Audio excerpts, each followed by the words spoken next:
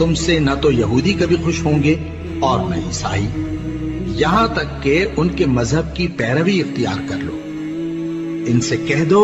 کہ اللہ کی ہدایت یعنی دین اسلام ہی ہدایت ہے،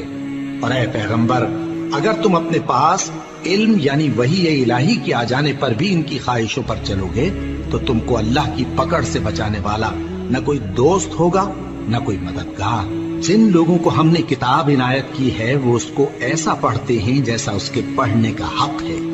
یہی لوگ اس پر ایمان رکھتے ہیں، اور جو اس کو نہیں مانتے وہی خسارہ پانے والے ہیں۔ اے بنی اسرائیل، میرے وہ احسان یاد کرو جو میں نے تم پر کیے، اور یہ کہ میں نے تم کو اہل عالم پر فضیلت بخشی،